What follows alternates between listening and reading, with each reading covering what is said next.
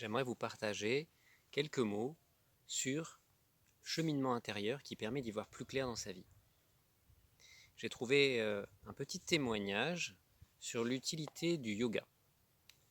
Donc moi personnellement je suis ni pour ni contre le yoga parce que je connais très peu cette pratique, mais je sais qu'elle peut apporter à certains. Dans un petit livre qui s'appelle Propos simples sur le yoga, il y a un témoignage d'une femme qui raconte comment elle a rencontré le yoga et ce que ça lui a apporté.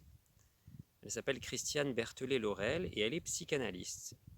Et elle explique qu'à 25 ans, elle a rencontré le yoga et combien ça l'a tout simplement bouleversée. Qu'est-ce qui l'a bouleversée? Tout d'abord de rester dans une position très simple, dans l'immobilité la plus complète, et d'écouter ce qui se passait dans son corps, chose qu'elle n'avait jamais faite avant. Et rien que cet événement-là a déclenché chez elle une écoute intérieure qui lui a permis d'avancer sur un chemin de guérison. Alors je vais vous lire un tout petit extrait où elle dit que finalement, contrairement à ce qu'on croit, le yoga n'est pas une espèce de volonté d'union mystique à quelque chose d'extérieur ou d'intérieur, mais un chemin de libération de tout ce qui nous encombre. Et voilà comment elle le dit. Le travail du yoga ne procède donc pas d'osmose mystique ou d'union béatifique comme on le pense si souvent, mais au contraire de séparation effective. C'est ainsi que le sujet parvient à s'émanciper des embrouilles auxquelles il était mêlé pour se couper des liens mortifères qui faisaient obstacle à sa propre avancée. Alors, un espace se dégage. Et c'est cet espace qui apporte avec lui la clarté nécessaire pour penser, discerner, recevoir, se laisser modifier par ce qui est compris. Elle est là la belle union du yoga, celle du corps et de l'intelligence, et cette intelligence s'approche au plus près de son étymologie, à savoir la possibilité de lire à l'intérieur.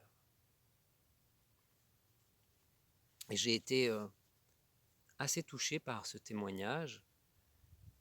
Et si moi je ne pratique pas le yoga, j'ai d'autres formes de travail qui m'aident à avancer intérieurement, et notamment ma pratique de ce que j'appelle les pêches quotidiennes, qui m'aident à construire jour après jour, semaine après semaine, mois après mois, mon fil de soi. Et ça m'aide à prendre un recul important, et effectivement je me retrouve dans ce qu'elle dit sur la nécessité de faire de l'espace en soi. Dans un chemin personnel, spirituel, on pourrait penser qu'il nous faut accumuler des connaissances. Je ne connais pas assez telle chose, je ne connais pas assez telle pratique, alors il faut que je pratique plus, que j'aille peut-être en retraite, en pèlerinage, que je lise plus mon texte sacré, que j'étudie, que j'avance dans la connaissance.